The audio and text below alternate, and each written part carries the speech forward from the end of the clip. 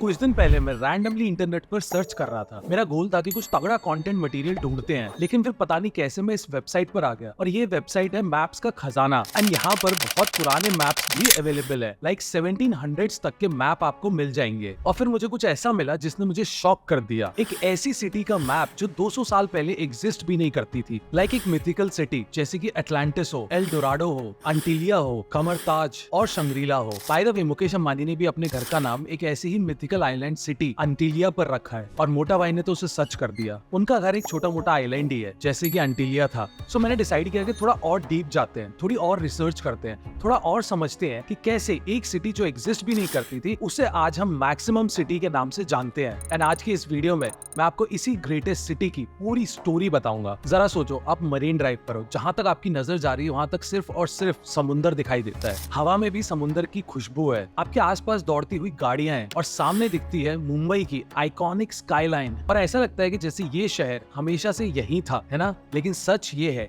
कि 200 साल पहले तक मुंबई नाम का कोई शहर एग्जिस्ट नहीं करता था। हाँ, हमारा मुंबई, जहाँ आज बॉलीवुड, बिजनेस और ड्रीम्स साथ साथ चल रहे हैं। और पहले ये एक कंप्लीट जगह भी नहीं थी और ना इसका नाम बॉम्बे था। ये सिर्फ छोटे छोटे आइलैंड्स थे और ये सब अभी तक आपको अटलांटिस या एल डोराडो की मिस्ट्री जैसा लग रहा होगा, लेकिन यही सच है। तो फिर चलो, आज मैं आपको ले चलता हूँ मुंबई की ऐसी कहानी में जो ये बताती है कि मुंबई कभी शहर था ही नहीं, लेकिन आज दुनिया के मोस्ट इंपॉर्टेंट बिजनेस हब्स में से एक है।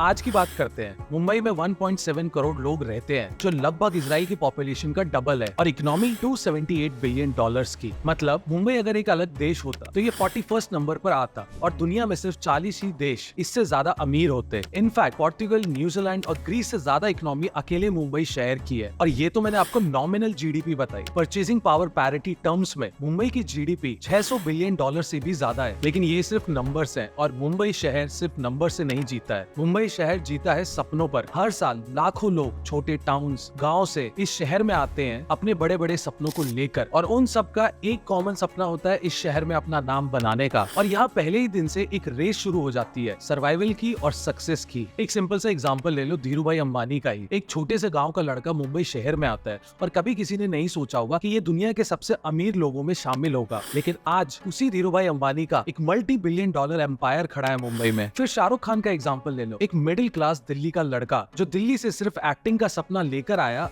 और आज बॉलीवुड का किंग बन गया है। लेकिन ये सब इतना आसान नहीं है। ये शहर आपका सपना पूरा करने के लिए आपसे सब कुछ मांगता है, आपकी मेहनत, आपका स्ट्रगल, आपका पेशेंस और कभी कभी आपका सब कुछ। और मुंबई को मैक्सिमम सिटी भी इसीलिए कहते हैं बिकॉज यहाँ पर सब कुछ मैक्सिमम है। ट्रैफिक भी मैक्सिमम है, स्ट्रेस भी मैक्सिमम है, लोग भी मैक्सिमम है, स्ट्रगल्स भी मैक्सिमम है, और अगर आप सक्सेस हुए तो आपके रिवॉर्ड्स भी मैक्सिमम है। और ये शहर कभी नहीं रुकता, चाहे रात के 2 बजे हो या सुबह के 5 बजे हो। ये हर वक्त हर समय चलता रहता है। ये शहर आपसे मैक्सिमम एफर्ट तो लेगा, लेकिन अगर आप जीत गए तो आपको मैक्सिमम रिवॉर्ड्स भी देगा।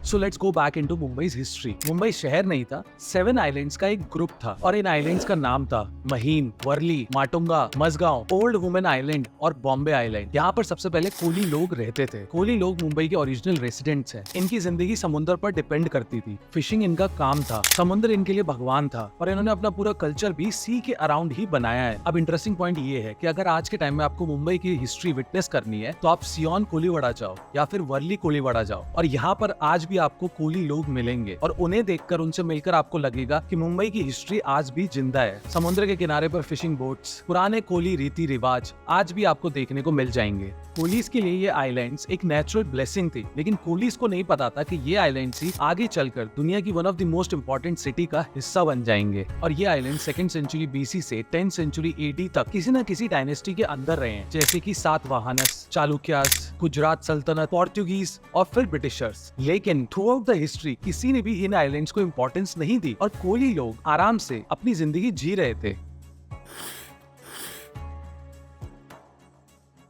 1498 में जब वास्को द गामा इंडिया आया तो यूरोपियन पावर्स ने भारत की तरफ रुख किया। पोर्तुगीज ने सबसे पहले गोवा को अपना बनाया और फिर धीरे धीरे वो मुंबई के इन 7 आइलैंड्स तक पहुंच गए। गुजरात सल्तनत को पोर्तुगीज की पावर की समझ थी, इसलिए एक ट्रीटी साइन की गई, ट्रीटी ऑफ बेसिन 1534 में, और इन आइलैंड्स को पोर्तुगीज के हवाले कर दिया गया। लेकिन ये आइलैंड्स तब भी छोटे और इनसिग्निफिकेंट थे। फिर 1661 में एक बहुत शॉकिंग ट्विस्ट आता है इस स्टोरी में। पोर्तुगल की प्रिंसेस कैथरीन की शादी इंग्लैंड के किंग चार्ल्स II के साथ होती है और पोर्तुगल ने इंग्लैंड को दहेज में मुंबई के ये 7 आइलैंड्स दे दिए। तो इमेजिन करो, जो आज का मुंबई है, जो एक ग्लोबल पावर हाउस है, उसे दहेज की तरह दे दिया गया था। पर एक और ट्विस्ट ये था कि जब ये आइलैंड्स दहेज में दिए गए तो ब्रिटिश कोर्ट में किसी को भी नहीं पता था कि ये आइलैंड्स हैं कहाँ पे। ब्राजील के पास, साउथ अमेरिका में, और उन्हें 2 साल लग गए ये डिस्कवर करने में कि बॉम्बे इंडिया में है। और जब ब्रिटिशर्स फाइनली यहाँ पर आए तो यहाँ के लोकल पोर्तुगीज एडमिनिस्ट्रेशन ने ये आइलैंड्स देने से मना कर दिया। फिर इस पूरे सीन में British east India company entry मारती है और इन आइलैंड्स को रेंट पे लेने के लिए नेगोशिएशंस करती है और फाइनली 1668 में इन आइलैंड्स को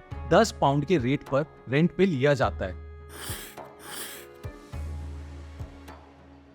तो अब तक तो बॉम्बे के ये आइलैंड्स फॉरगॉटन थे, कोई इन्हें याद भी नहीं कर रहा था। लेकिन फिर ब्रिटिश ईस्ट इंडिया कंपनी ने सोचा कि वो इनको कनेक्ट करके एक बहुत बड़ा पोर्ट बना सकते हैं। बट प्रॉब्लम ये थी कि ये सारे आइलैंड एक दूसरे से दूर थे और इन्हें बिना कनेक्ट किए एक बढ़िया ट्रेडिंग हब नहीं बनाया जा सकता था। सेम टाइम पर डच लोग यूरोप में लैंड रिक्लेम कर रहे थे, समुद्र को पीछे ढकेल रहे थे। तो ब्रिटिशर्स ने सोचा कि यही सेम आइडिया हम इन आइलैंड्स पर अप्लाई करते हैं। 1700 के आसपास ब्रिटिशर्स ने लैंड को रिक्लेम करने का प्रोजेक्ट स्टार्ट कर दिया। लेकिन ये काफी चैलेंजिंग था, बिकॉज जैसे ही समुद्र का पानी ऊपर आता था तो इस पूरे प्रोजेक्ट को दोबारा से स्टार्ट करना पड़ता था। लेकिन ब्रिटिशर्स ने हिम्मत नहीं छोड़ी। सॉइल और डिब्री डाल कर लैंड को ऊपर उठाया गया और धीरे धीरे बॉम्बे ने अपना नया रूप लेना शुरू किया। धीरे धीरे कॉजवेज बनाए गए जो आइलैंड्स को जोड़ते थे। सियोन महीन कॉजवे सबसे पहले बनाया गया, फिर वर्ली और बॉम्बे को जोड़ने के लिए ऑन बे वलाद कॉजवे बनाया गया। तो समुद्र से लैंड रिक्लेम करने का प्रोजेक्ट तो चल ही रहा था और धीरे धीरे ये आइलैंड एक बड़े लैंड मास में कन्वर्ट हो रहे थे। 1800s तक आते आते इस लैंड रिक्लेम प्रोजेक्ट ने बॉम्बे को एक बड़े शहर की शक्ल देना शुरू कर दिया था। फिर आई रेलवेज की कंस्ट्रक्शन की बारी और इस तरीके ब्रिटिशर्स ने बॉम्बे के पूरे रीजन को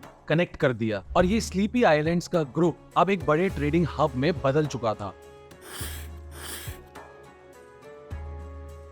अब इस लैंड रिक्लेम प्रोजेक्ट का सबसे इंटरेस्टिंग फैक्ट बताता हूँ। आज जो आप बॉम्बे देखते हो उसका 64% हिस्सा समुद्र के नीचे था, उसे लैंड रिक्लेम करके ही बनाया गया है। जैसे कि नरीमन पॉइंट, बांद्रा कुर्ला कॉम्प्लेक्स, जो आज मुंबई की प्राइम लोकेशंस में से एक है, वो कभी समुद्र के नीचे थी। लेकिन कंटिन्यूअसली टाइम के साथ ब्रिटिशर्स ने इस लैंड रिक्लेम प्रोजेक्ट को कंटिन्यू रखा और 1940s तक आते आते उनके हिसाब से ये प्रोजेक्ट खत्म हो गया था। लेकिन उसके बाद जब हम इंडिपेंडेंट हुए तो इंडियन गवर्नमेंट ने भी इस प्रोजेक्ट को कंटिन्यू रखा और यहाँ तक पहुँचते पहुँचते मुंबई दुनिया में एक इंपॉर्टेंट ट्रेडिंग सिटी बन चुकी थी। और ये वही वक्त था जब मुंबई ने कोलकाता को पीछे छोड़ा और इंडिया का बिजनेस कैपिटल बन गया। आज मुंबई का एरिया 603 स्क्वायर किलोमीटर्स का है, जिसमें से 380 स्क्वायर किलोमीटर्स को रिक्लेम किया गया है। मतलब जो आज का मुंबई है उसका आधे से ज्यादा हिस्सा सी का पार्ट था और वो धीरे धीरे ह्यूमन एफर्ट्स से लैंड में कन्वर्ट हुआ।